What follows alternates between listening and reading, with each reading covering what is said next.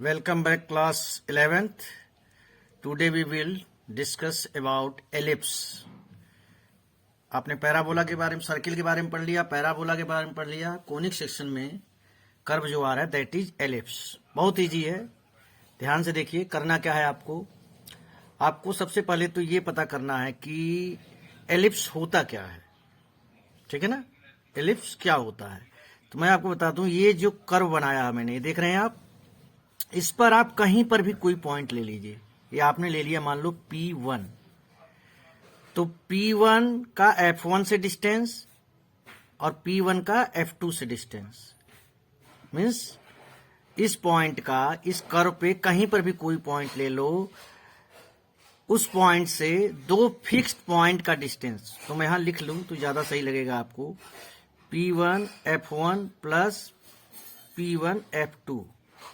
अगर एक दूसरा पॉइंट मैंने यहां ले लिया मान लो P2, तो किसके इक्वल होना चाहिए? P2 F1 plus P2 F2। मान लो कोई बच्चा कहते सर मैं यहां पॉइंट ले रहा हूं P3, तो कैसे? तो मैं कहूंगा बेटा P3 का F1 से डिस्टेंस निकाल लो और P3 का ही F2 से। तो इस कर्व पर कहीं पर भी आप कोई पॉइंट ले लीजिए, वहां से दोनों जो फोकाई हैं, जो फिक्स्ड पॉइंट है, उन्हें फोकाई कहते हैं। फोकस का प्लूरल फोकाई होता है, पहले भी बात हो चुकी है। तो उस कोई भी पॉइंट आपने कर्व के ऊपर लिया, उसका दोनों फोकस से जो डिस्टेंस आ रहा है, उन दोनों का sum should be constant, same होना चाहिए। P1 से F1 F2 का डिस्टेंस इक्वल टू P2 का F1 F2 से डिस्टेंस, P3 का F1 और F2 से डिस्टेंस। P4 भी ले सकते हैं, P5 भी ले सकते हैं, ठीक है। यानी distance, sum of distances from two fixed point means from foci is always constant. तो दो प्रकार के एलिप्स होते हैं बेटा, देख के जैसे आप पता करते हो कि ये किस एक्सिस का एलिप्स है, बहुत इजी होता है आइडेंटिफाई करना। एक तो होता है जिसका मेजर एक्सिस एक्स एक्सिस पर हो, मेजर एक्सिस कहां हो? एक्स एक्सिस पर हो। और एक दूसरा एलिप्स होता है जिसका मेजर एक्सिस कहां होता है? यानी बड़ा वाला एक्सिस, जैसे x square by 36 plus Y square upon 16 is equal to 1। यहां से मैं लूंगा तो काफी कुछ आपको समझ में आएगा। तो आप देख रहे हैं कि एक्स स्क्वायर के नीचे वाला नंबर बड़ा है, तो जिसके नीचे का नंबर बड़ा होगा उसका मेजर एक्सिस, बड़ा वाला एक्सिस, उसी एक्सिस पड़ेगा। तो यहाँ एक्स स्क्वायर के नीचे आया है तो ये एक्स एक्सिस का है।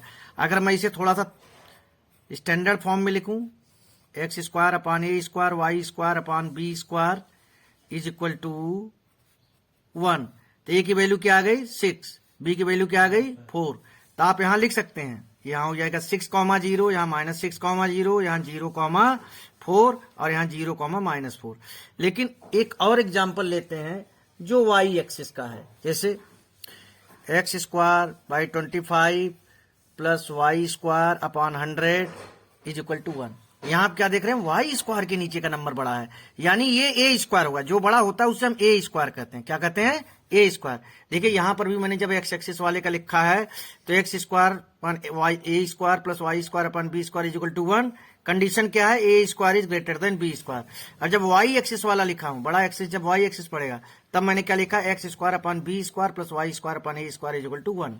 जब वाई एक्सिस पर है तो मेजर एक्सिस वाई एक्सिस पर है, तो यहां पर भी कंडीशन यही है कि A square is greater than B square. सीधी सिंपल भाषा में अगर मैं कहूं कि आप कैसे पता करेंगे दो इक्वेशन, एक ए दिया है एक ए दिया है, कि ये एक्स एक्सिस का है कि वाई एक्सिस का है, तो आप कह देंगे कि सर यहाँ एक्स स्क्वायर के नीचे का नंबर बड़ा है इसलिए एक्स एक्सिस का है, और यहाँ वाई स्क्वायर के नीचे का नंबर बड़ा है इसलिए ये वाई एक्सिस का। खत्म बात, इससे ज्यादा कुछ नहीं। अगर आप देसी तरीके से समझना चाहते हैं तो आप बताने की जरूरत नहीं है। ये पॉइंट्स होंगे 5,0, ये -5,0, ये होगा 0,10 और ये होगा 0-10।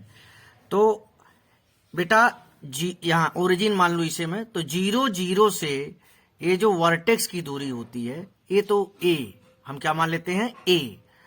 और इसी ओरिजिन से फोकस की दूरी को हम मान लें स्मॉल सी, और इसी वर्टेक्स से माइनर एक्सिस की दूरी, मेजर एक्सिस मतलब जो आधा है ना पार्ट, ये ए मान लिया। ये पूरी चीज ए हो गई, ये पूरी चीज बी हो गई, और यहां से यहां तक, सिर्फ यहां तक ये सी हो गया। तो बेटा इसके तो आपको साफ दिख रहा होगा कि सबसे बड़ा साइड ए है, यानी ए है हाइपोटेन्यूस। ए क्या है? हाइपोटेन्यूस। ध्यान से देखिए, 0 से F2 तक का जो वैल्यू है वो C है, 0 से यहां तक का, जिसको मैं अगर A नाम दे दूं, 0 से A तक का A है और 0 से B तक का B है, इसको अगर मैं B पॉइंट नाम दे दूं तो सबसे बड़ा, सबसे लॉन्गेस्ट लेंथ कौन सी है? OA, यानी कि स्मॉल a। तो यहीं से एक रिलेशन निकल के आता है कि हाइपोटेन्यूज का square is equal to base का स्क्वायर प्लस दूसरे वाले एक्सिस का प्लस C स्क्वायर। तो इसको आप ऐसे भी लिख सकते हैं, C square is equal to A square minus B square, और B square is equal to आप लिख सकते हैं A square minus C square. Main formula ये है कि A square is equal to B square plus C square. तो major axis इस समय एक्स एक्सिस पर है इसके संदर्भ में। तो अब एक आता है वर्ड, पहले भी आया था, इसेंट्रिसिटी, सॉरी ये एलिप्स में आया। इसेंट्रिसिटी क्या होता है? Ratio of focus to vertex C upon A। Focus का जो डिस्टेंस है C, उसको डिवाइड कर दीजिए आप किससे? आप वर्टेक्स से डिवाइड कर दीजिए, तो ये चीज क्या निकल के आती है? इसेंट्रिसिटी। ये रेशियो है इसेंट्रिसिटी। तो इसेंट्रिसिटी में आपने अपने बुक में भी जाओगे, ratio of distance from the centre of the ellipse to the one of its foci and to the vertices of the ellipse, यानी यहां से C डिवाइडेड बाई यहां से A। अच्छा, अब आप अपना दिमाग लगा के बताओ कि E की वैल्यू क्या होगी?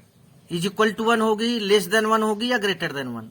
तो आपको हमने बताया कि ये सबसे बड़ी साइड है, C उससे छोटी होगी, तो यानी E is less than 1 in case of ellipse.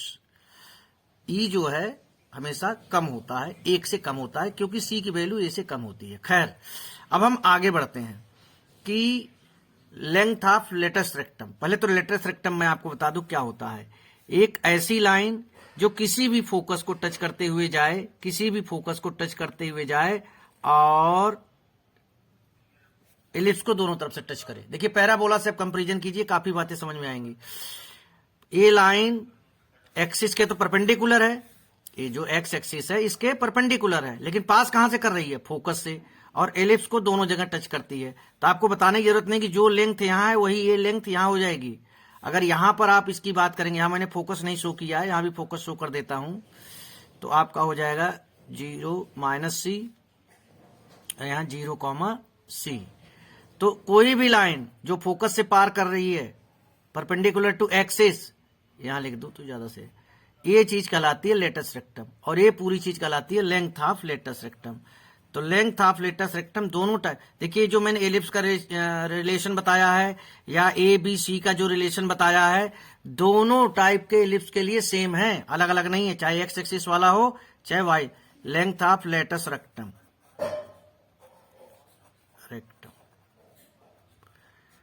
2B square upon A। ये चीज और एलिप्स का और ये रिलेशन सेम होता है।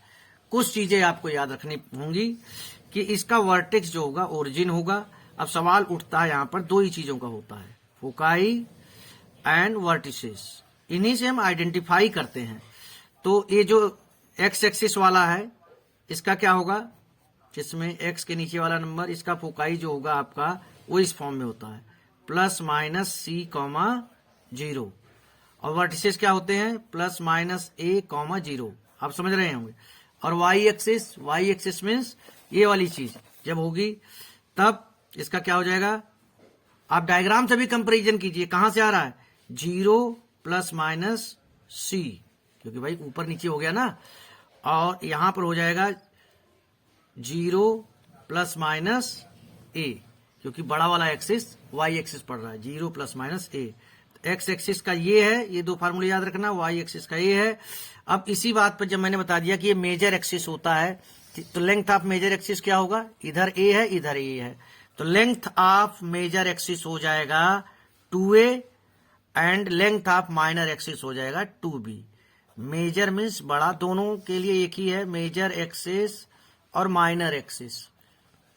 इसमें 2A आएगा और इसमें 2B आएगा। तो आई होप आप एलिप्स के बारे में जो जानकारी आपको यहां दी गई कि एलिप्स ऐसे पॉइंट्स का कलेक्शन है जिसका डिस्टेंस दो फिक्स पॉइंट से हमेशा सेम होता है। P1 P2 P3 लिया मैंने, उसके बाद मैंने आपको बताया था कि एक्सिस, बड़ा वाला एक्सिस, मेजर एक्सिस किस एक्सिस पर लाई करता है, इसको कैसे आइडेंटिफाई करते हैं। जिसके नीचे का नंबर बड़ा होगा, एक्स और वाई में x square upon a square plus Y square upon b square equal to 1 होता है, तो जिसके नीचे का नंबर बड़ा होगा उसे ए स्क्वायर कहेंगे और उसी एक्सिस पर होता है। तो मेजर एक्सिस की लेंथ हो गई 2a और माइनर एक्सिस की हो गई 2b। यहाँ पर भी यही रहेगा। और यहाँ पे पॉइंट्स एक्सिस के a,0 माइनस a, ऐसे आए, आप समझ रहे हैं, इतनी ज्योमेट्री आप जानते हैं। और जो दो फिक्स पॉइंट थे उन्हें हम फोकाई कर रहे थे। और इसेंट्रिसिटी क्या होता है, ratio of distance of a point from centre means one of focus to distance of vertex from the centre, vertex का कितना डिस्टेंस है। तो C/A आ गया आपका। ये रिलेशन याद रखना, यहाँ कोई गलती नहीं होनी चाहिए, क्योंकि इसके बाद मैं आपको हाइपरबोला बताऊंगा तो वहां पे कुछ और रिलेशन आएगा। इस रिलेशन को लेकर आप कोई डाउट नहीं होना चाहिए आपको। और मैंने यहाँ पर लिख ही दिया है कि जब एक्स एक्सिस वाला होगा तो फोकाई प्लस माइनस सी, यानी एक्स एक्सिस पर लाई कर रहा है ना, और वर्टिसेस भी प्लस माइनस ए। वाई एक्सिस का बाद 0 प्लस माइनस सी और 0 प्लस माइनस ए। एलिप्स में अब आपको इतनी जानकारी मिल गई है कि आप अपनी एनसीईआरटी बुक का एक्सरसाइज स्टार्ट कर सकते हैं, दैट इज एक्सरसाइज 11.3। लेकिन 11.3 का सलूशन नेक्स्ट वीडियो में। फिलहाल अभी आप एलिप्स की इतनी बातों का ध्यान रखें, बहुत ही जल्द 11.3 का वीडियो अपलोड कर दिया जाएगा। Thank you.